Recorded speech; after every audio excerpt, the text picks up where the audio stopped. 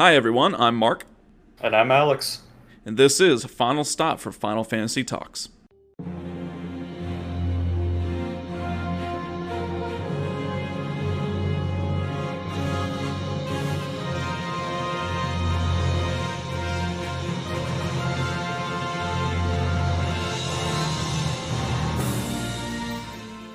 Well, welcome everyone to our fifth podcast episode. We're into minigames part 2 here. So the first part we covered, what was it, 10, 10, 2, 12. Of course, focused a lot on Blitzball because how could you not? Actually, funny in a side note here for us is that Alex and I, after we did that episode, we both started playing Blitzball because, dude, it was just, after talking about it like that, I was like, man, I really want to play Blitzball now.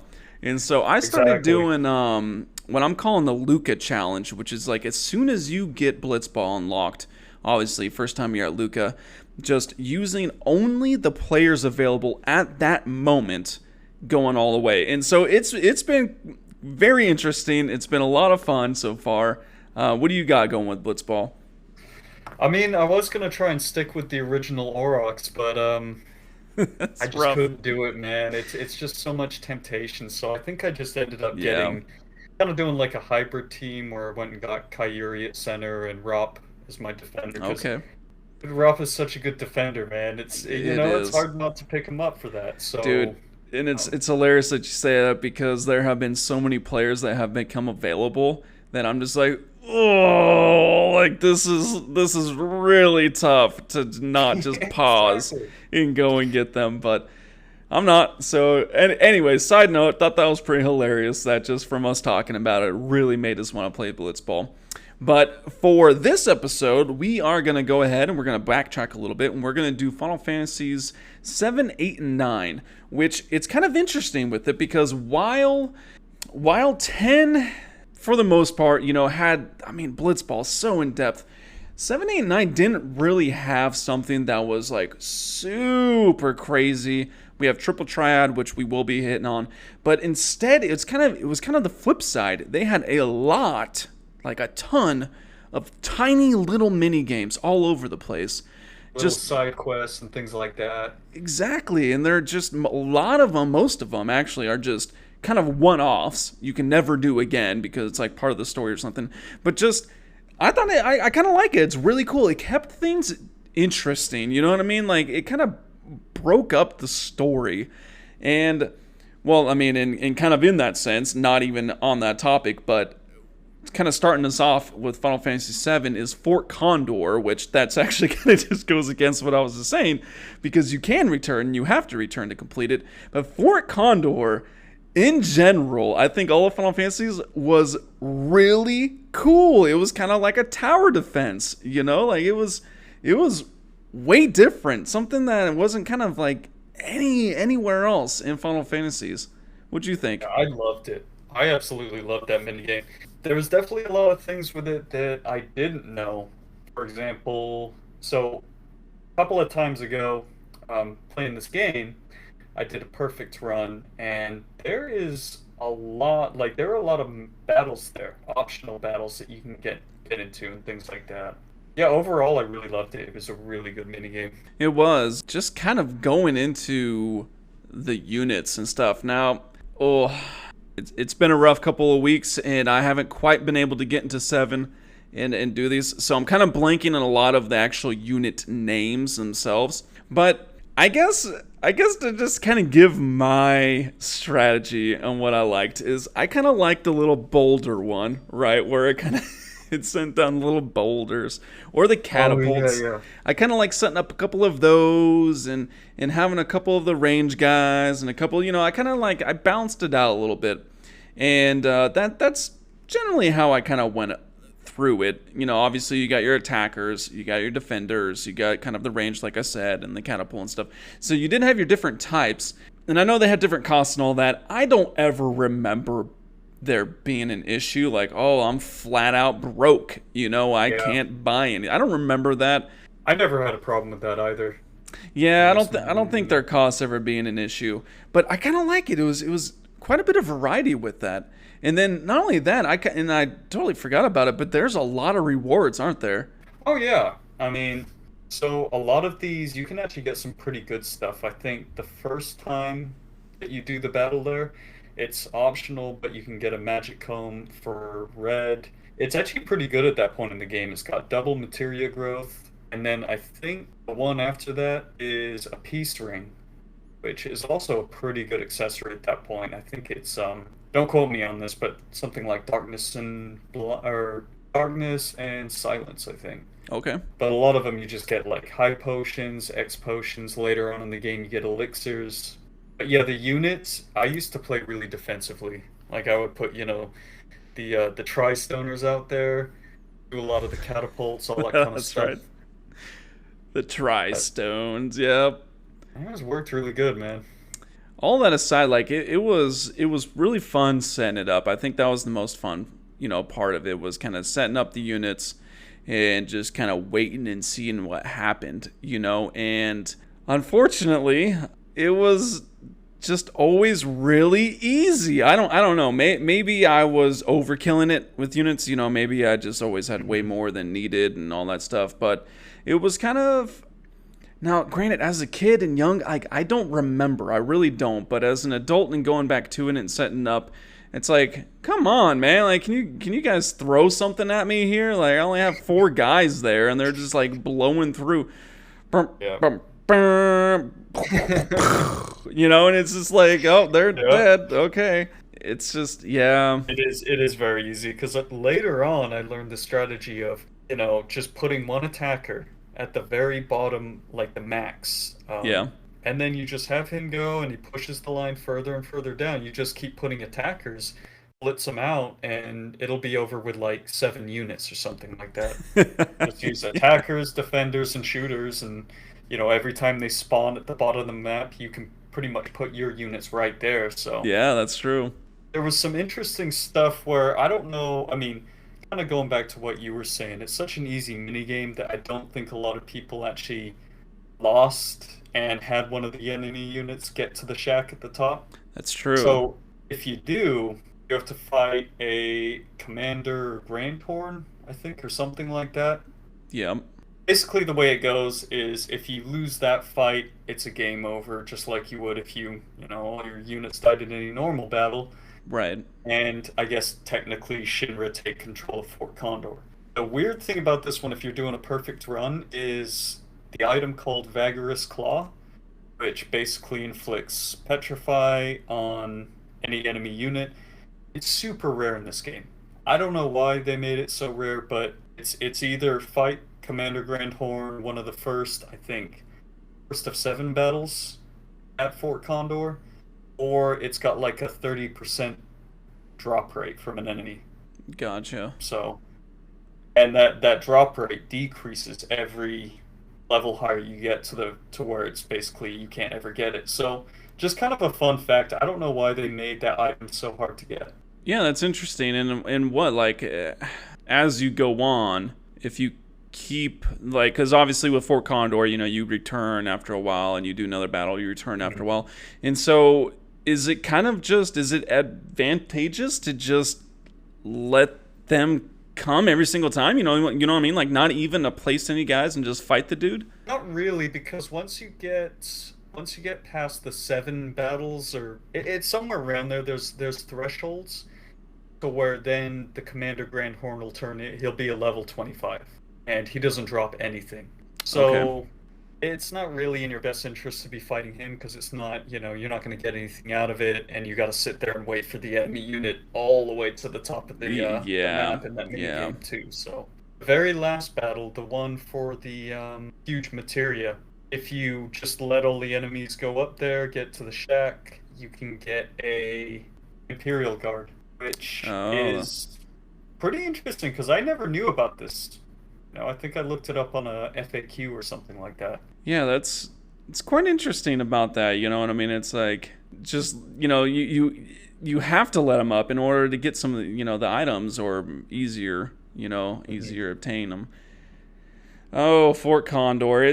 Like again going back. It was really cool quite different. I love the variety of units and just the whole kind of tower defense aspect of it, but again, just kind of way too easy, unfortunately. Anyways, going on, or moving on rather, we got Bone Village. So Final Fantasy VII, of course, same thing. Bone Village. What is it? Right outside the Forest of the Ancients or whatever. Ooh, scratching my memory here. And you got the digging, so you can go and you dig and you get the little spots and they face or you face or I don't even Yeah, remember. dude, it was such a weird mini game. I love the like when you're talking to the guy, he's like, "What do you want us to dig for?" And your options are good treasure, normal treasure, or lunar harp. It's just Yeah, those are your three options, right? it's so Yeah. weird. It's like, oh no, I just want like, normal treasure. Just I don't want good treasure. Here's the thing. exactly. I'm a man who lives within my means, and so I just want normal Affordable. normal treasure. We just want affordable, normal treasure, like nothing special. Exactly. Fun facts are interestingly, a lot of some of the best stuff in the game is only if you select normal treasure, like Key to Sector 5, which Yeah. is always a pain to get. That's funny. They're trying to make you be, you know, Google. not exactly. They don't want you to be greedy Don't with be it. greedy. And so I'll be honest, I don't really remember too much about the Bone Village digging. I remember it was a thing, you got there in the story and Yeah. I think you had to dig, right? You had to get You the had to lunar get harp. that key item, the lunar harp to Yeah. unlock or to awaken the sleeping forest or something like that. Right. Yeah, and then you moved Master on room. and all that. But you could have stayed or returned and dug some more, and I just don't remember really ever doing it. And so honestly, I don't remember some of the stuff. I know we have a list here. We got obviously got Phoenix and Bahamut Zero, but both of those are if you missed it, and same with W Yeah, item, which I don't think I did. And so yeah. that kind of I knocks out some of the good treasure. Yeah, I've actually never gotten those that way. Bahamut Zero, I could see you having to do because that was that you would only get that if you got the huge materia on the rocket, and you have to do that like a code mini game. It's kind of a Oh, pain. that's So right. yeah, I could see you missing that, and the game totally trolls you with that. It's like a 4% chance of getting that, so that would really suck. Yeah. Uh, Phoenix, on the other hand, is 100% because, again, you would get that if you were just basically didn't get a game over at the Fort Condor Right. materia fight, so that's pretty much a given. Like, and W item again, that's 100% if you missed it in Midgar. But Yeah. other than that, I'm kind of with you. Like the mini game itself, before I knew all of that kind of stuff, I never really played it because never really got anything that good. If you didn't know what was actually there and you hadn't seen a list or something, you Yeah, just played the yeah. minigame, you don't really get anything that good. You have Exactly. to, Yeah, you do it a couple times and you're like, what's the point? I'm not really getting anything here. and it was a weird one too. Like, you set off the blast charge, and then all of the people that you placed on there, they all Would stare at the turn. treasure or something. Yeah. Triangulate. It was Yeah. weird, man. So strange. And if you've ever delved into this, everyone knows the Chocobo breeding. I would consider it a mini game as well. Remember last week we kind of defined mini game because there's a lot of things that could possibly be it, but just kind of it's just an additional elements to the game that are different in mechanics in general. And yeah, Chocobo breeding for 7 would kind of be that, and especially if you just get on that glitch where you have to do it over and over and over. And oh my god, it's almost like I'm just so damn tired of getting this result that is not working. Yep. And it's just, it'll make you pull your hair out. You're talking about when you're trying to breed the special chocobos, like Yep, the yep, green, the blue, the black. Yeah, exactly. that's. I just resorted to doing the same thing too. Instead of having to, because for that you either race them until you race your chocobos, is that they get like The higher different stats or class, right? something. Yeah, Yeah, and then that like improves your chance. But it's just so much easier if you manipulate the RNG in the game by just doing a hard reset. I think if you feed them just a really specific amount of greens, you can basically force it to happen. Because every green you feed them is like a point to the RNG. Yeah. So, but yeah, Yeah. I feel you. Like back in the day, this mini game used to drive me crazy just because it's so time consuming. I mean, it's like you said, racing and all that stuff. It's just a pain. It really is. And I mean, obviously, it's you want to do it because of what you can get, but it can be quite frustrating going through all the different channels and all the different things. And it's just like in the end, it's like you do it the one time and you're like, I'm good. I've done it once. And it You yeah. have to do it like 50 times. Yeah, exactly. It's so And then, next up is one of your favorite ones. yep, the Tifa Scarlet slapping game Oh yeah. on the Junon canon. It's just such a weird one that I remembered from that game. It's only one time in the game. You have to go through it with the story. It's weird. What do you think of it? To be honest, I don't really remember it. Really? Yeah. I really Well, don't. it was barely anything. I mean, it was like one little time. Just, I guess your chance to take out your frustration on Scarlet. Yep, good old Scarlet. And see, well, and moving on. See, this is the funny thing is, like we said, it's just a ton of little things here and there that really are mini games. If you think back to Market, yeah, doing the squat for the wig, right? Come on, bro. Uh-huh. And like, it's just that is definitely a mini game, and it's so interesting that you just what is it? You just kind of go in order and sequence on the controller. It's You know, Yeah, it's square, like X, square, circle, or X whatever controller. circle, and Yeah. you gotta time it so that you're not hitting him too fast. And Yeah. it's so funny. I just love that you do that in the game. Exactly, those little sound effects. It's like it's just air blowing, over and over again. Oh my But, it's gosh. great when you like mess it up. You go too fast on the sequence or something, and he just glitches out, stands up, and like scratches the back of his head like he's Yeah. confused. Like, Oh, wait a minute. I botched that squat. Yeah, I forgot how to do a squat all of a sudden. Oh man! All right, let me start over. And then it's funny because, we have down the different things you get. In what? You got the regular wig, but then you get the blonde wig, and that has to do with like your attractiveness, right? Yeah, it's basically like a point system for the affection. That's right. So, That's right. you basically for that mini game, well, that sequence in the story, you have to have the dress and you have to have the wig, either the wig or the blonde wig. And then there's Right. a whole bunch of other side questy type things you can do to get key items that increase, the affection value pretty Of much. course. And the more points you have increases the chance of him getting picked by Don Corneo. But Oh just man. a weird sequence in the game for sure. It is the squat game. And then of course you have the Mac Daddy of mini games. Well, I was gonna say for Final Fantasy VII, but honestly for Final Fantasy in general, if you want to talk about mini Yeah. games, head to the Gold Saucer, right? Like that is literally, it has an arcade, it's got all kinds of stuff. And so I will just start off by saying, as far as Gold Saucer goes, I never really spent too much time in it. I've played all of them multiple times. I've done all that, but I don't even remember really the rewards and stuff, and if you would even need to sit there forever. But I would say the two that I guess I would gravitate to would be the basketball one, because I would just kind of get into that that rhythm of holding it down. And doing that. And then, of course, the boxing, which I'd always make it to, like, the Chinese dude and just Oh get my man, butt kicked, and so it hated was, the boxing. it was like, Hated that movie. yeah, it was like those two. And then that was kind of it. But, of course, we have a lot of the other ones.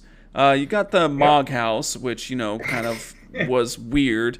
The motorcycle It was chase, really which you've weird. already, yeah, it was so weird. You got the motorcycle Yeah. chase, which you've already done at that point. Of course, we talked about boxing. You got the roller coaster, which that was kind of cool. It was just, it seemed weird with the shooting. It didn't always seem to register. Well, Um, did you ever do the Mog House thing? oh yeah, absolutely. Remember how I was like throw a Koopo nut, and then he does a little like eating. Yeah. Yeah, the stomach. Yeah. That's so weird. But I would always do that just because, man, the gold saucer is all about the battle arena to me, and the big challenge is to get all that GP. You know, Yeah. because Yeah. you want to get Champion's Belt. When you got preemptive materia, Omni Slash, later you have to do it a lot for W Summon and That's Final true. Attack and all of that kind of stuff. But yeah, Monk House is a quick and easy 30. I used to play the basketball game, but I just suck at it. You So, gotta get into the rhythm. Yeah, you really yeah. do. To be honest, the one that I would do the most was Chocobo Racing. If you got lucky, you know, if you got like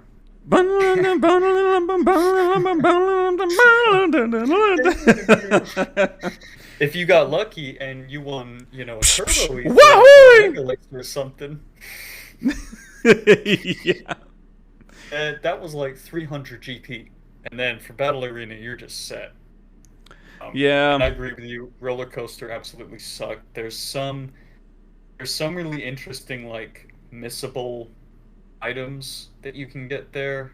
One is a spear for Sid, and I think it's called like I want to say mop or something. But the Right, other right. one's really funny. It's a weapon for Eris called Aerosol.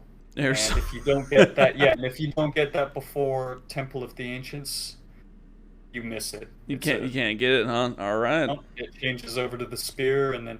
But I've never been able to get those, dude. I've never been able to get that many points. Like, That's I mean, the only thing I remember about the roller coaster is shooting the hell out of some things and just they never pop. And I'm just like, what more do you want? It's like, I'm like, I unloaded on it. So fast. Yeah, freaking unloaded on it. What more? How more accurate in just laser beam focus do you want me to be? You know, and so Yeah, it's you gotta be really accurate, and you gotta like tap. you gotta So flutter it. you Yeah. can't hold it for very long at all. Otherwise, it just when it gets that like low beam thing, it just doesn't kill anything. Yeah, it does nothing. Gold Saucer, quite interesting. Final Fantasy VII in general. I mean, like we said, 7, 8, and 9.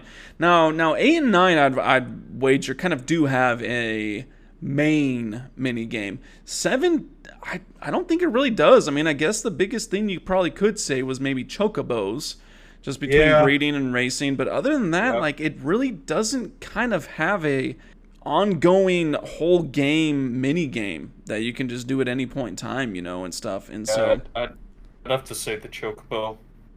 yeah, Maybe probably about as non-Chocobo close, breeding, but it has that's a lot of introduced them. to the main game, and you know goes on from there, and then it turns into like pretty much the biggest mini game in Final Fantasy VII. Absolutely. So that was 7. Before we pop into 8 here, we're gonna get some C trivia going.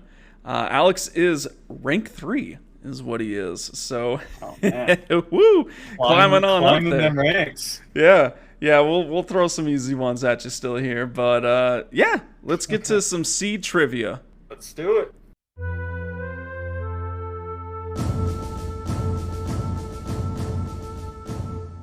So we got some questions here for the next seed rank. So like we just said, you know, Alex is seed rank 3. Let's see if we can get to 4. We got what do I got? 1, 2, 3, 4, 5, 6, 7 questions. Let's say 4. He needs at least 4 in order to pass. Kind of some background too. You know, I'm not selecting super intense questions for all of them. Some of them may be very obscure. Some of them may be just joke gimme ones, you know, so keep that in mind. All right, question 1. We got Final Fantasy X-2. Yes or no? There are 3 different endings. No. All right, Final Fantasy VII. This is kind of a gimme because I just actually heard you. Mog House rewards 40 GP. No. Final Fantasy XII. Vaughn's level 2 quickening is White Whirl. Yep. Final Fantasy VIII. There are 6 Chocobo Force. Wait, what? Repeat the question. In Final Fantasy VIII, there are 6 Chocobo Force. Yes. Final Fantasy X. Now, in ways of like kind of customizing your gear and whatnot, right? Alchemy.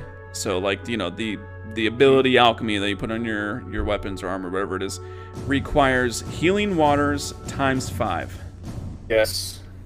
Final Fantasy IX, the Hildegard Mark III. That's the airship, right? It is Mark III or is it Mark II? I don't know. Anyways, it can land anywhere. No. Last one, Final Fantasy 13, the first hunt, right, or the mission, I guess, whatever you call it, but the first hunt is Goodwill Hunting. No. All right, let's recap here. I was too confident about that one. You didn't see it. We'll see. All right, the first one, Final Fantasy X-2. There are 3 different endings. That's actually correct. There are 3 different endings. What? Yep. There's like what? Ending? It's like the standard, the good, and then the perfect one, right? Oh man, I thought there was like a bad ending or something. Well, there's 3 of them. All right, and then well. you got Final Fantasy VII Moghouse. It's not 40 GP, it is 30. And I heard you say that, and I was like, damn, there went the first question. Oh man. And just ingrained in my mind. The 30, yeah, go get your free 30. Final Fantasy 12 Vaughn's level 2 quickening is White Whirl. Good job. Yep. Final Fantasy 8, there are 6 Chocobo Force. That's how many there are. Alright, cool. Final Fantasy 10, That's cool. Alchemy requires healing water times 5. It's actually times 4. You only need 4 of them. Serious? Yep. Come on, man. How did you not know that? Man. Goodness gracious. I know, right? I need to memorize that. Final Fantasy 9, the Hildegard Mark III, cannot land anywhere. Nope, it can actually only land in green grass patches, which I completely forgot about on my playthrough, and I'm like, why can't you? It's an airship. Why can't you land on the freaking dirt? What the hell? It doesn't make any sense. No, you can't land on this like sand or anything. Yeah, like you can't do that. Snow. It's way different landing between those elements and just regular grass, right? We just need grass, okay? If it's not grass, we can't land. All right. Argue. In the last one, Final Fantasy 13, the first hunt is actually not Goodwill Hunting. That's the second one. The first one is Pond Scum. Yeah, I thought so because it was I knew it was like the flan type of dude. Yeah. I think Goodwill Hunting is like some of the wolf type. Yep. Like 4 or 5 or something. So. But some good news. While you did miss 3, you got 4 correct. So man, you are rank 4, seed rank 4. All right. That's sick, man. Heck yeah, climbing up, and so we'll keep seed going as much as we can. But let's pop back to our mini games in Final Fantasy VIII.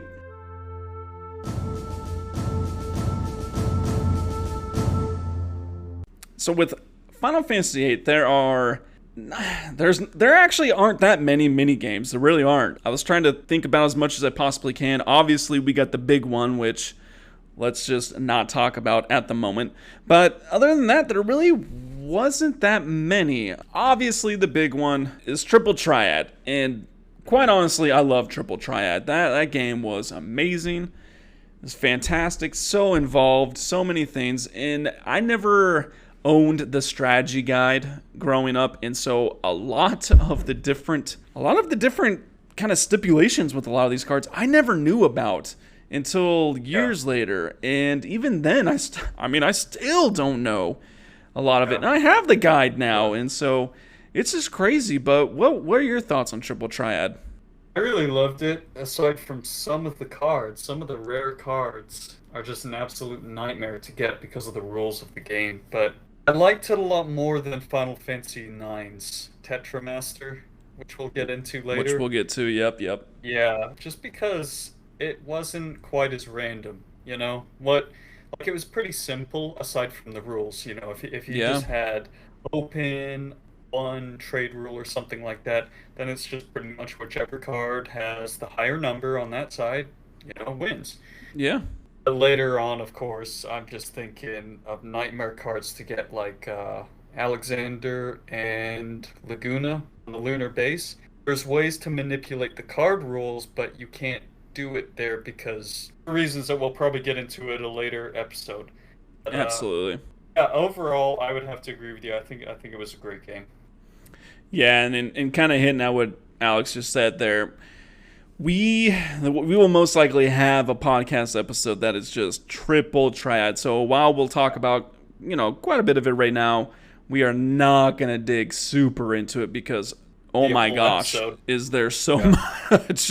We'd probably even have So to much we'd to probably even talk have to about. get that into 2 or 3 episodes, triple triad. But just kind of going into it, like you said, man, I kind of agree. Just the standard, just the baseline game, man. You know what I mean? Like, just open, just go have some fun. Yeah. You got your cards. Yeah. I would always play the ticket guy, the ticket booth guy. At Ballum Garden. Yeah. I would always play him. He would always have really good cards. I'd always play him. Some of the other That's a good ones, one, yeah. some easy first cards. Usually, I wouldn't even bother with the card game until after the Fire Cavern. When you get Ifrit, once you get his, I mean, come on, why not? It's a It's so gimme. much easier. Oh my gosh, it's a for sure flipper defense. Nothing can touch that at that point. But even kind of shortly after that, you get Mog, you can get Quistis and Cypher and Zell, all those ones, and so kind of within like a couple hours of playing the game, you got a really solid lineup, that you're guaranteed to win most games. Exactly. And just like what you were saying, yeah, that ticket booth guy, he's a really good one to play once you kind of build your deck up a little bit, because he plays a whole bunch of they're like level 6 monster cards or Yeah. something like that. And another really interesting thing about this game is card mod, which is I'm not really sure how to say his name, but the TF Quetzalcoatl or whatever. I don't Yeah, know. I don't Quizatical or whatever. Quetzalcoatl, Yeah, I don't know. Quetzalcoatl, whatever. He can get that ability, and basically it makes it so that you can take any one of your cards, or in some cases 3 or 5 of those cards, can mod into an item. And the other broken thing about this minigame is that these cards, these rare cards that you can get, like Ifrit, Quistis, Cypher, and Zell, you can just break the game right off the bat. I mean, because you all of these cards, if you know who has them, are accessible pretty much right at the beginning of the game. Yep. And you can already have, I think Quistis's items. You can use the time magic modification to turn them into 180 triples. So at that point, you've got whatever you like: insane strength, insane magic on Yeah.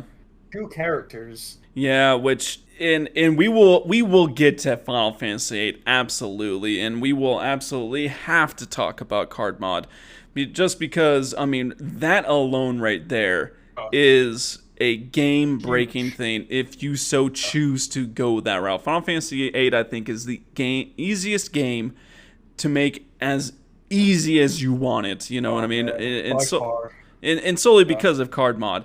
But all that aside, just talking about the cards themselves, I mean, it's pretty cool. I really love it, and even I'll be honest, even some of the harder rules as you get into. So obviously you got open and all that stuff, and you got same, and you got plus, and all those. Some of those can be Random. really fun because sometimes it really kind of makes you focus. You know what I mean? Yep. Just for instance, like one of the tactics that I love doing, because the AI is actually pretty damn good at this game, you know what I mean? Especially with the other rules, is that when you have same or you have plus, I love to just place a card right in the middle because it throws them off. It really does. Like you'll place if you place your first card in the corner, they'll place it in the corner. You put one in the middle, boom, the game's like, oh, okay, I don't really want to do anything with that, because obviously if you flip it back, blah, blah, blah, but it really can get very tactical. Obviously, if you can't see what they have, it sucks. And it's funny, man, because I remember talking with you when I was playing 8, months ago here, and how it's like you are almost at a disadvantage if you play all these really amazing cards because there's no variability with them. It's like you need these different values from these lower, less strong cards to kind of to get the same, to get the pluses. And because if you have a bunch of 9s and 8s out there, especially with same, like you just get screwed. Yeah, I mean, you definitely can with plus. Same is something I can live with because when you have a whole bunch of those high level cards, 9 times out of 10, they can't same you. because they Well, very because yeah, they don't rarely will have have a them. card that has a 9 or an 8, Yeah, for that's example, true. or something like that. But plus in random, and Yeah, obviously random. not having open is really hard, man, because you can't. Plus, it's really hard to foresee what's going to happen until the cards actually play out, and then you'll find yourself in a situation where if I put the card here, they're going to get a plus. Yeah, that's true. It's tough. So that's when, like, talking about lunar base and things like that, man, seriously tough to try and get those cards. I've had Save it after real every troubles. match. Oh, yeah, I mean, but probably resetting maybe 10, 15 times trying to get those. Yeah, yeah, pain in the butt for sure. And like we said, we will definitely dive into Triple Triad because we didn't even really get into the Queen of Cards and all that Yeah, stuff that and whole losing them. side And quest. oh, it is. There's so much there, and so we brushed up on it because obviously 4-8 that is like the mini game. I mean, you get it Pretty in the very much, yeah. beginning, runs throughout the whole entire game, and so definitely Triple Triad you got to talk about for sure. The other one is the Chocobo mini game, in which we alluded to with C trivia, and there's 6 Chocobo Force. Oh, I yeah. honestly don't remember ever doing it. I really I don't don't. blame Like you. I don't know if it was either I never made a solid stab at it, maybe I wasn't Yeah. interested in it, or I just literally never tried it, but I don't know anything about it to be honest. Should definitely give it a try, man. It's a weird mini game. I think the ultimate prize pretty much is a Chocobo card you need for the Queen of Cards side quest that we'll talk about later. And any of the Chocobo forests that you win the game at, you get basically access to a Chocobo. So, if you don't have your airship or Mountain Garden or whatever, you can just go in there, you can get a Chocobo. But just briefly, it's this weird thing where you have to use the kid, I think is, I was gonna say his name's Choco Billy, but I think he's just Choco Kid or something. Choco Billy. I think it is Yeah. Choco Billy to be honest. Yeah, it's something. Anyways, but so you get a Choco Sonar and a Choco Ziner. I have no idea what that means, but yeah, it's one of those weird things where it's like the Choco Sonar is kind of like doing like a metal detector, and you have to find an exact spot on the map. You use the Ziner. It's weird, man. That's why I'm saying you should play it just to see what it's like, because it is seriously weird. Really Just to tough one. see. I usually have to look up the exact location because if you miss it, sometimes it can be really sensitive.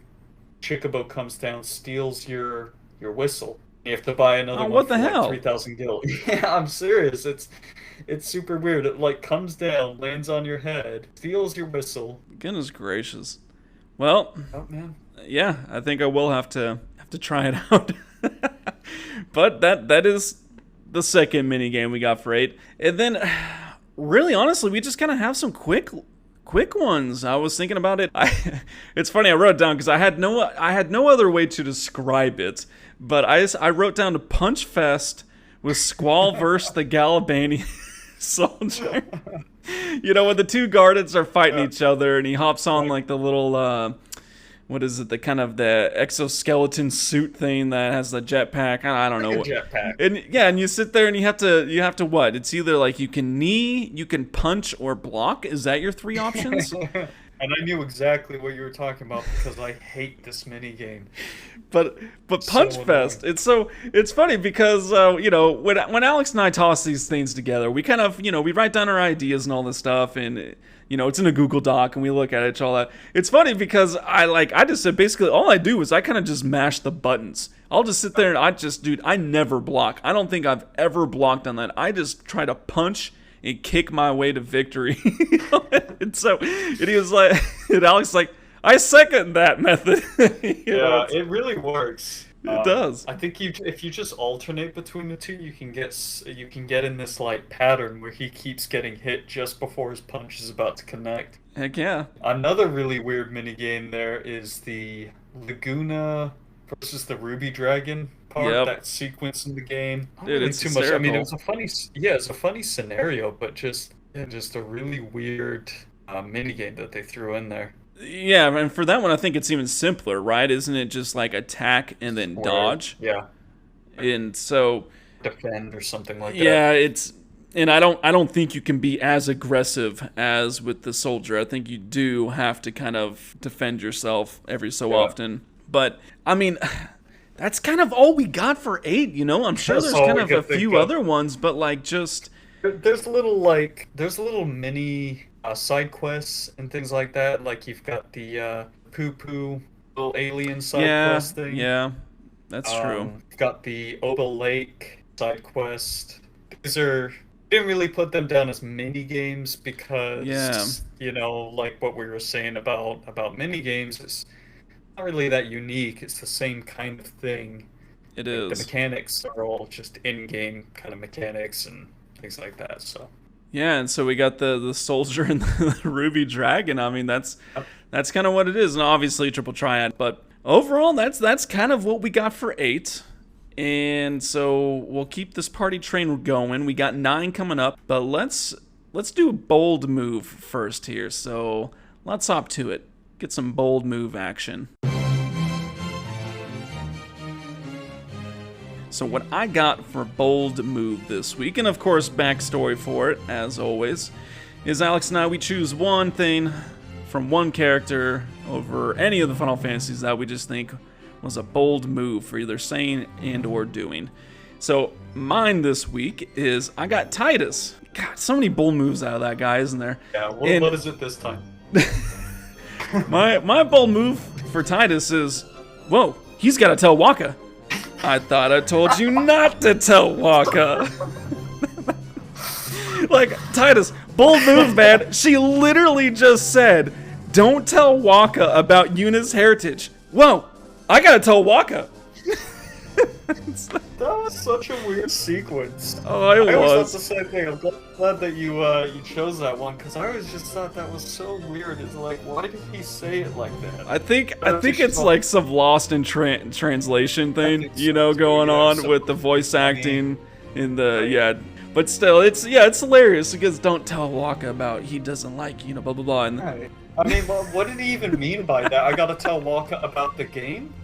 yeah, no, I don't know. Or was it literally what she told him not to tell him about? Who knows, man? But either way, it was a bold move. Right. For mine, it's gonna have to be in Final Fantasy 13 when Lightning tells Hope, "Kid, get about Operation Nora. It's over." It's over. She just crushes him right there. He's like, what do I believe in if it's not, revenge on Snow for killing my mom? Bold move, because while I'm sure it wasn't pleasant saying that, he needed to hear it. So Yeah. He's just gotta face reality. he has to. Alright, so those are our bold moves for this week, and let's finish off with some Final Fantasy IX.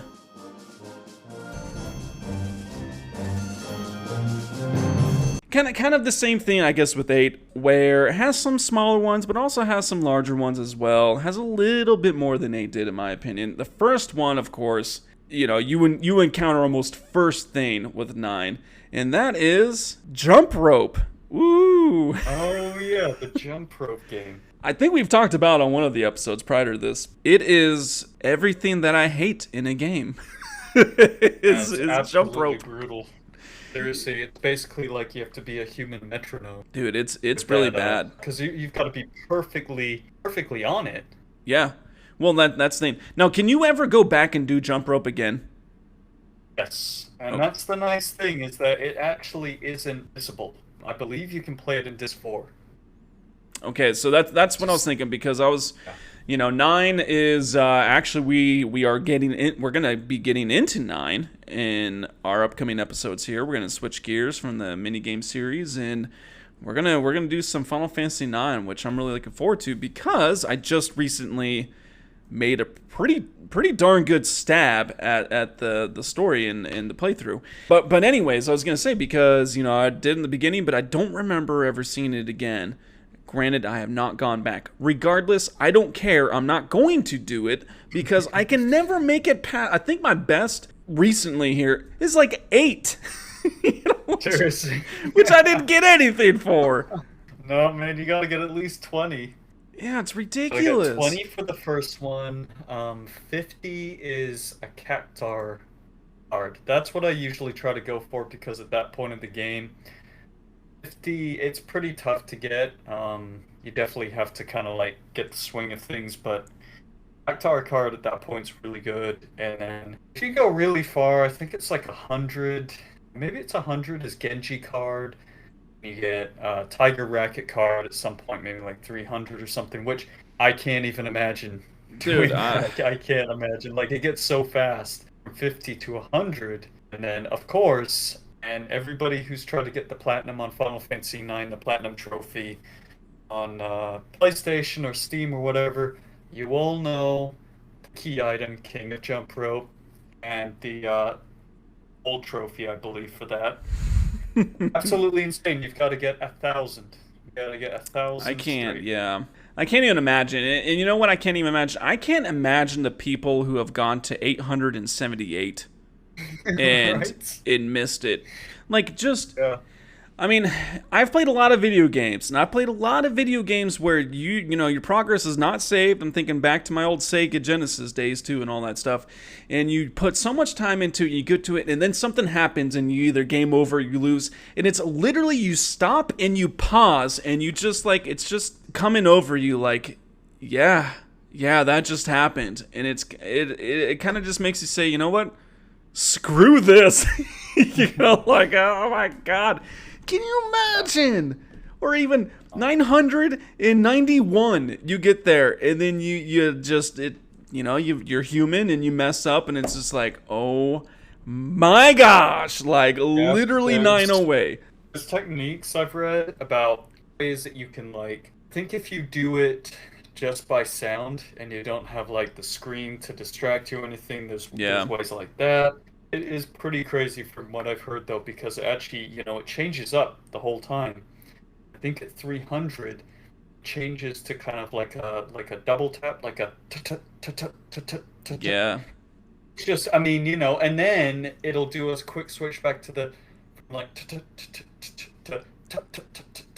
Yeah, and that's gonna be tough to change, you know, really in tough. motion as you go. Exactly. So yeah, I mean, human, and that's the thing. It's really, really difficult for us to be that focused that long of a That time. Like long, you just yeah. yeah. So you basically gotta minimize all distractions and things like that. And Goodness like I said, I gracious. don't I don't think I've ever even gotten 200 in this. I probably maybe gotten 100 at some point, but 10, man. 10 is my goal. All right, so the and you next get one like up, what do we got? got the hippal racing. And you know, we got that written down, and I do not remember anything I'm about not this. surprised. Yeah, this again. This one actually is missable. That's the crazy thing with this. You have one chance and only one chance to race Hippopol or Where is Hippo. that? It's Alexandria right after it gets destroyed by Bahamut. The whole Okay. sequence. I think that's is that disc It's got to be three? towards the end. Well, now, see, granted, Yeah, I'm just, you know, I got the remaster, so there are no discs. But I mean, that's got yeah. to be towards the end of 3, I would say. It's getting towards the end. This one also sucks. It's one of those ones where as Vivi you have to quickly tap alternating buttons like square and X and circle. An absolute nightmare, man. I have actually done this. If you get him up to level 80, you get the key item Athlete Queen and you get a trophy. So it's pretty much the only real reason why you would want to do this is for maybe some really good cards, but I don't think it's worth it. You can get Ribbon, you can get Nova Dragon, which is that's a pretty good card, but it's just such an annoying mini game. Takes a lot of time, and the only real reason why you'd want to do is for that key item to get the trophy. Gotcha. I'm gonna have to get into. I don't really do Gotta not know try. anything or remember anything about that. So yeah, I'll have to give that a try for sure. It's kind of funny because it's got a little bit of a backstory where his mom is trying to get Hipal back into shape. He's getting too fat or something like that. And so, it's like Hipal level 1, and then every single time you beat him, he starts getting more and more confident. He's like, I feel like I'm getting in better shape now and stuff. It's pretty funny. Getting him into shape. All right. Well, the next one we got on the list is the sword fight with Blink, which that one's very early on as well when they're doing the whole play. And I really like that one. I love it. I'm really good at kind of a fast sequence of randomized buttons. And just knowing the controller, like I do, and obviously I've been my remasteries on Xbox, and so, just going through and hitting them as they come, up, down, left, right, AX, whatever, YB, and just hitting it, as it comes down, all right, and I just kind of get in the trance and the flow with it, and I don't know, I'm really, really good at getting them every single time, and so as we got down, the rewards are really awesome for that early on. I was gonna say the left and rights usually kind of get me. It's that sort of like frame shift. It does slow down the tempo. Kinda, it does. Yeah, it kind of messes me up or something like that. But yeah, it's pretty good if you can get 100 out of 100 of the audience impressed and Queen Braun impressed. 10,000 gil, and then she gives you a moonstone, which could be critical if you're doing a challenge run. For level 1 challenge run, this is really important to get that moonstone because you really needed Shell for the Black Waltz 2 battle. Like without Shell, that battle was really, really tough. So it's kind of interesting that like on a normal playthrough, it's like, it's got Beastmaster and Shell. It's a pretty boring item, to be honest. But like a challenge run, Shell is super important. Well, no, it's actually kind of interesting in general, just because, even if you're not doing a challenge run, Shell is quite handy for all those vaults. And, of course, the gill's gill, you can buy some more items and stuff, but no, it was pretty cool just to get that, for just having a nice little time with Blink. The next one we got is frog catching, which is quite interesting. It's very easy. I think it's also very easy to pass up as well.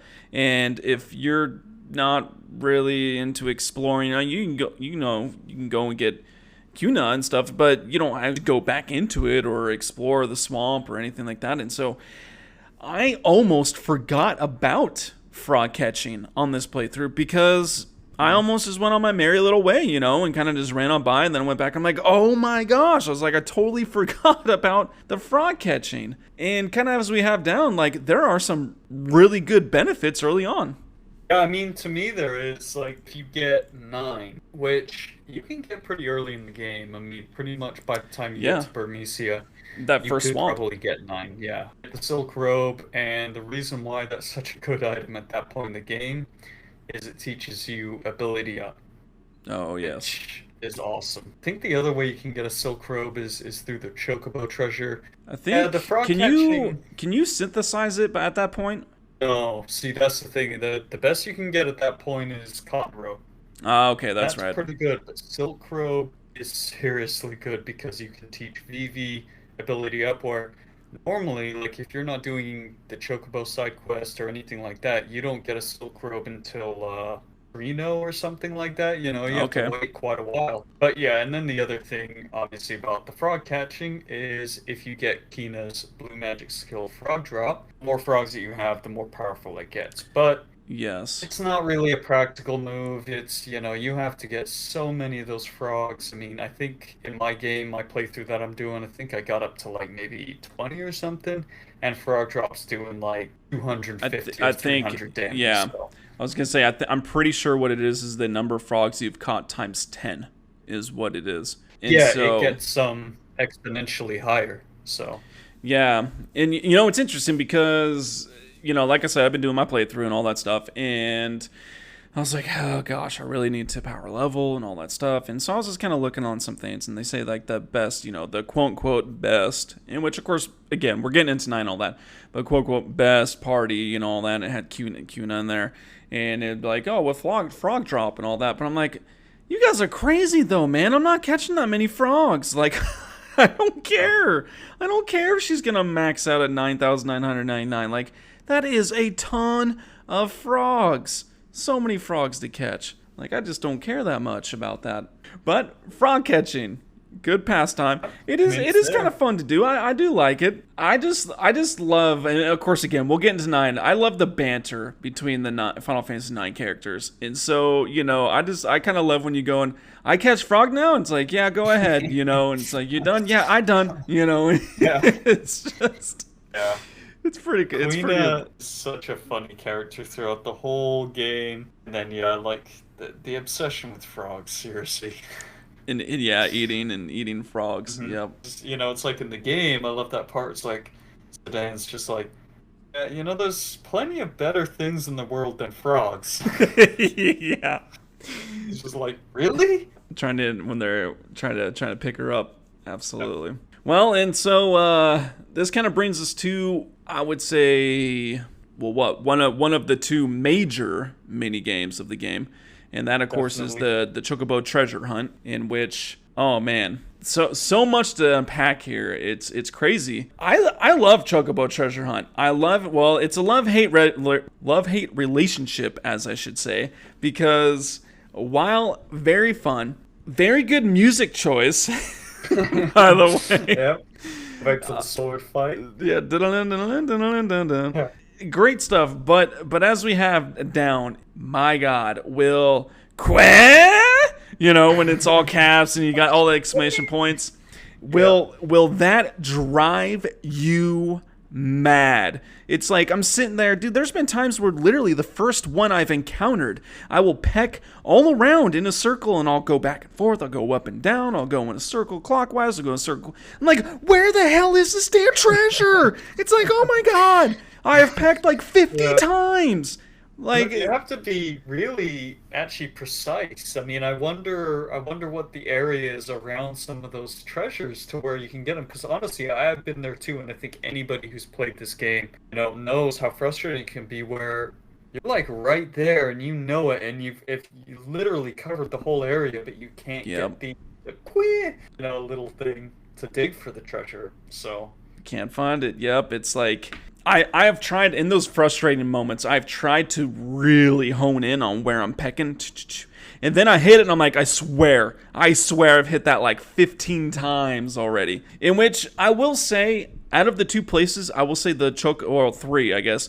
The Chocobo Lagoon, I like Chocobo Lagoon a little bit more. It's kind of a smaller area, it's a little easier to hit the marks, I would say, compared to the forest. And then of course you got the floating islands, which that one's actually pretty easy because it's a small area of where you can actually even peck. But oh my gosh, so annoying in that. But at the same time, really really good items that you can get early on. I mean, just yeah. you can get some really good stuff with the whole chocobo. And we could probably do a whole episode on that too. So we'll definitely dig into that. But just off the top of my head, some really great early game items. If you go and do that right off the bat, you can get cotton robes.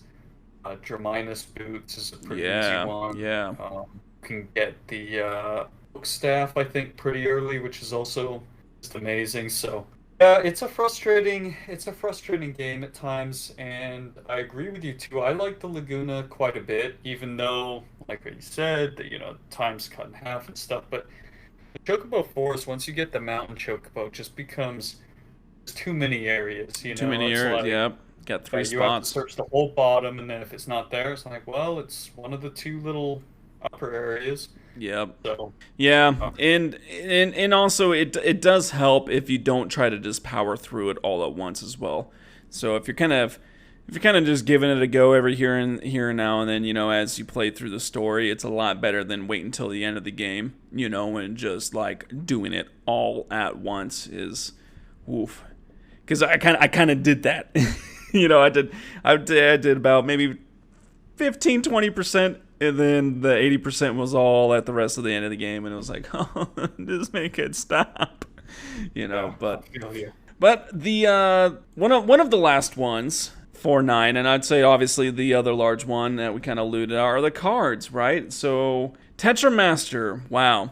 It's kind of hard to talk about Triple Triad and then go to Tetramaster because it's night and day Yeah. difference, and it's just like, what did they do? Like, what were they thinking for it? And you and I have I talked don't know, about this. so much, especially through this last playthrough I did as 9, because I actually went and I was like, okay, I was like, I can't remember any of this stuff. I had to look it up. I had to look up the values and what all these different zero, all these numbers and, magic and P, or Emmer and P and stuff. And then I looked at all the variable values for each of these, and it's just like, why would they do this? Like, I understand that you want things to be a little not set in stone, but you want the complete opposite effect with it.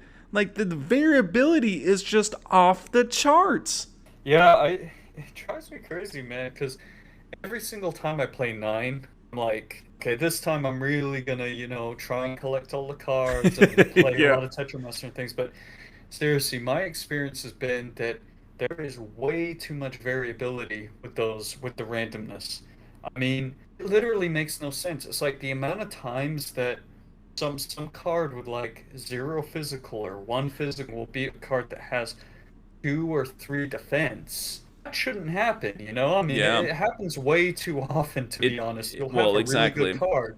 It just doesn't even seem to matter. It's like you can just have kind of like run-of-the-mill average cards and you can pretty much take them. Well, that's the thing. It's like you roll a dice, and or it's the other way around where you place a card and you're like, the little blocks on the board, they line up with your arrows, and you're like, this is a solid place. You place it down, it goes, and then you get taken. It's like, oh my god, like how? Yeah.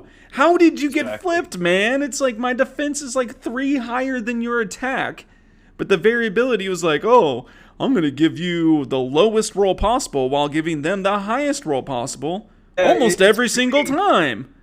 No, it's really weird because you'll be looking at the numbers and sometimes it'll go like 137 on one card and it'll drop to like 20 in about 2 seconds, and then the other one will be like 13, it'll be like 12. Yeah, it'll go down 1 or 2.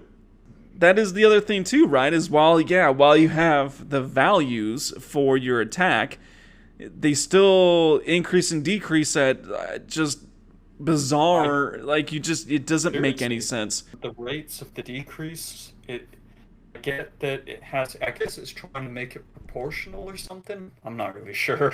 Yeah, I don't know. And then we've talked about too the arrows. It's an interesting thing. You can get pretty creative with it because while you would like to attack at any point or any direction rather with your one card, sometimes it could be a very negative thing because for Tetramaster, if you're not familiar, anytime you flip a card, any arrows it's pointing to flips those as well. And so you can kind of get creative with it because sometimes you can choose a kind of weaker card and just use that as a decoy, or bait rather, where you flip things, and then as long as you get the last flip, boom, you can flip literally the whole entire board, if it lined up that case. Yep. So it does allow for some interesting things. I will say the cards themselves are pretty cool. I mean, you literally have ships, as cards. You have dark matter, I mean, you got some interesting things, but overall, when you compare Tetramaster versus Triple Triad, it's like it just does, it can't even compete. It literally can't compete. I mean, kind of going back to the arrows and everything like that, I agree with you where, it adds kind of a different element where you can have some cards that have most of the arrows, and then you have some that are very specialized, like maybe a diagonal on one corner or something like that. But yeah, man, the variability in it is just so frustrating. One other thing I will give it, though, is that you can't get a lot of cards. Kind of like what you're saying, they're cool cards, and there's a ton of them. I mean, 100 in total. Yeah, there are quite a bit, absolutely. Like we said, overall it's pretty cool, but man, it's just oof. And we'll definitely get into Tetramaster more because there are so many secret things. I mean, I know that in my playthrough, I passed up so many of them. Lots to unpack there as well. But kind of the last thing we have for 9 is the pop quiz. And I guess we can toss in with it too, just the random kind of positive monsters. I don't know, the ones monsters. Yeah, the ones that want something. I want or whatever. but the pop quiz itself though was really strange, you know what I mean? Like up to that point, so weird, such a strange thing. Like you're it goes, and you're like, all right, here we go, battle. And then it plays music, and you're like, what the hell's going on, you know? And Yeah. yeah, and then there's a guy that has a freaking X in a circle, and you're like, what the hell, man? Yeah. Like, you know? He's sitting there doing like this little dance. Ragtime Mouse is his name. Yeah, Ragtime It's Mouse. it's super weird. Yeah. So, for you guys that don't know, what this is basically it's like it plays the same music, plays the friendly monster battle music. You get into battle, and then like what Mark said, there's a circle for true and an X or false, and then he asks you a question. And a lot of these questions are super obscure. It'll be like, the Great Limblum War was in 1619 or something like that. You're like, Yeah, I have yeah. no idea. Anyways, with this mini game, if I think you can encounter him something like 16 total times throughout the game, win 1,000 gil per correct answer, and I believe it's cumulative, so you can get up to 16,000 or something. Anyways, and if you get them all right, you also get a protector. I think that's the best item out of that side quest. Yeah, it's pretty hysterical though, because it's totally It's random. And yeah, pop quiz. exactly And like you said, the questions totally obscure, a lot of them, and tough. it's it's pretty cool. I mean, I like it. Really weird, but pretty cool. And I think that's our list, man. I mean, There's all of the mini games we could think of. there's I'm sure there are plenty others that we have missed overall, 7 through 13. Really, I mean, we didn't really even talk about 13 because there's really nothing Oh, we there. didn't. But no, I think we got it.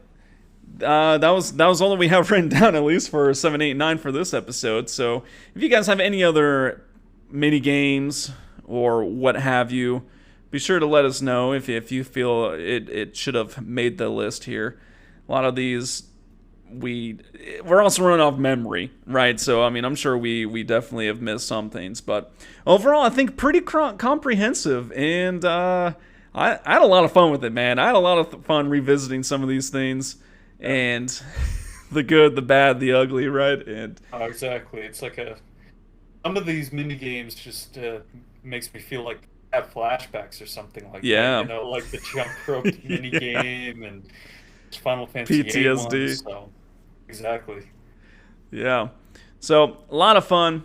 But like I said, we will be moving on to Final Fantasy IX. We'll have to do some really good planning here. I know we did 12 before this series, and we spent about 3 episodes. I'd like to spend a little bit more time into Final Fantasy IX, and so we'll have to hash out some things. But regardless, that's what's coming your way following these episodes here. And man, I'll tell you, I'm looking forward to it. It's going to be a lot of fun. We have a lot of media through screenshots and clips and stuff for Final Fantasy IX that we'll be tossing your way with social media, which, don't forget, we are on social media. We're live, right? We got Twitter, Facebook, Instagram. We also have our website of a final stop for FinalFantasyTalks.com. Be sure to stop by all of those. We're trying to get into the habit here of of getting Yeah. involved. Yeah. We're It's trying to get it going. it's a work in progress, but we got it, and Exactly. so always appreciate the support, the listens,